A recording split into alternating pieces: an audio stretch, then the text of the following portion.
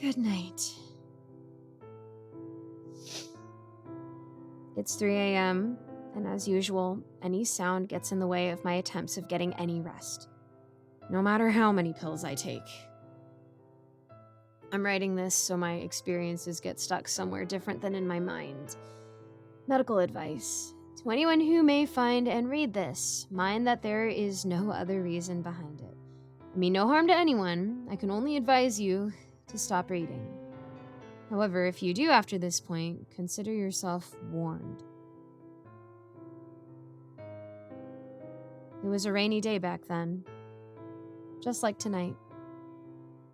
As some might know, I had no reception. I gave those same ones the heads up that I'd rather be isolated for a couple of days max. Those who received my messages later told me that I described the place as if it was made of stone.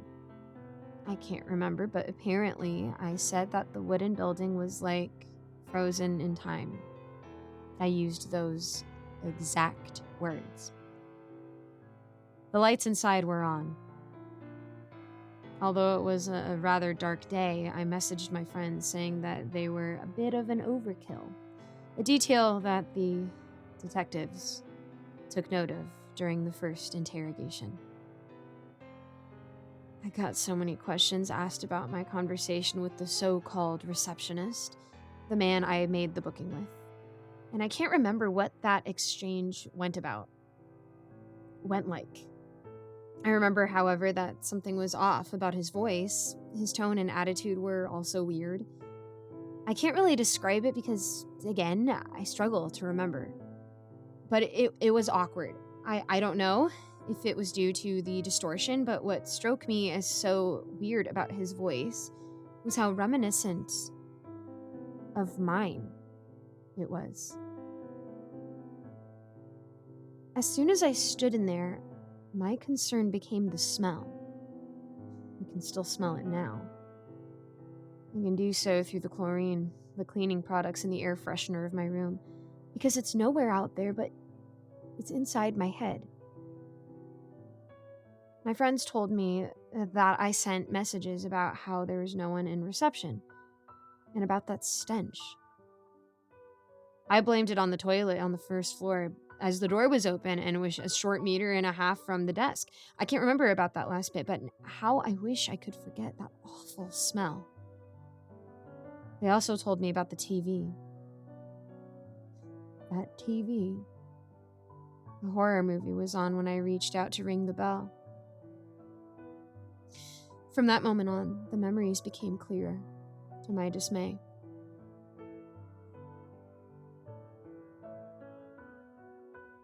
I rang the bell a couple of times, as no one was showing up to handle my keys over. I think I went out and back to make sure the address and the name of the place were right, because the smell came back to me once again. In the meantime, the actress was hiding from the killer in the film. I clearly remember. The next time I rang the bell, her whining seemed to leak beyond the screen. Some of you out there may already know what happened next. This is all about getting things written down, however, so here I go. As I gave that bell a last ring, I heard that very same whimpering. But this time, there were no characters on the screen. I need a second. My heart stops every time I remember this. I engaged in the hunt of the moon, holding my breath, placing every gram of my feet very quietly on the floor. Suddenly, the stench and the sound made sense in my head. I could tell both were coming from the other side of the front desk. I can't remember whether I rushed over the counter to check for injured people or if I peeked over the edge all shaky. I'm no hero nor a coward, but I wasn't ready either. I'll never be. I'll spare you the details, besides the exceptionally irrelevant. I don't want to cause harm to any unsuspecting reader, but that man... This is so hard. I don't know. I didn't know it right then, but the way I found him wasn't all that different to how I myself was found a couple of days after. The scene, the foul smell, and the sound he made when I rang the bell, when I tried to approach him. I don't want to remember, but I have to write this down. This man was chained to the counter for what seemed to be a long time. His face was covered with an old, ragged flannel, his breath hissing through the fabric. As I got to learn afterwards, the stranger's mind was in pieces by the sound of the bell on the counter. After taking all this information in, my memory went blurry again. According to the messages I sent, I wasn't sure on how to react. I didn't know if this person was the same I had a conversation with earlier through the phone, whether there was someone else in the building. I couldn't tell if I was in immediate danger myself, therefore, if it was sensible to assist him at all. Despite all this, due to how things unfolded, I must have managed to set him free. The next thing I remember before I blacked out is something that's a fresh source of nightmares. Those eyes full of joy that suddenly lock with mine, rabid, the moment after this stranger heard my voice. I woke up later, coughing profusely and enduring a stinging pain in my eardrums. Such stinging pain was the bell. Someone was beating it. My throat burning with the simple act of passing air, my swallowing reflex gate-kept by an excruciating pain. It was the stranger was ringing the bell. Wildly. His eyes locked with mine once again sadistically, and he rang, and rang, and rang. I thought I'd faint again, but the cough and the bell ringing were there to prevent me to do so, and that's how he kept me awake. That's how he tortured me.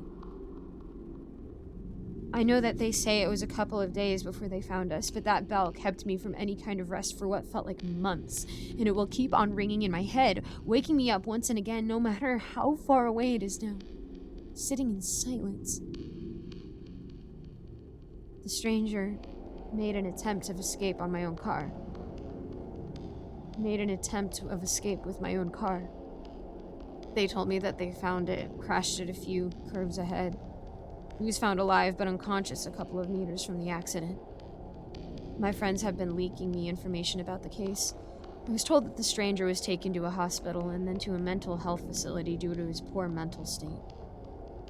After many attempts of dialogue, the only thing they managed to get from him was the phrase, "The receptionist." My friends have been struggling to access more details, though I'm begging for them to find out at least one more thing for me. In confusion, they heard me asking to please compare the stranger's voice to mine, if they could.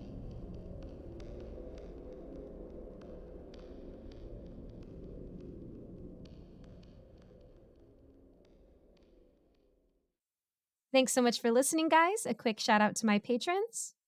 Kevin Kess, Sabiel Eclipse, 055555, Cormac Wells, Amara, Matthew Steiner, Cupcake Hips, Alonzo, Mr. Sankofa, Michael Milburn, Kozak, Icy Narrates, Jesse Hartley, Eric Cifuentes, Andreas Anderson London, Lawrence Wallen, Geek Sanctuary, Melissa Perez, and this guy. That is someone's actual username. I love that.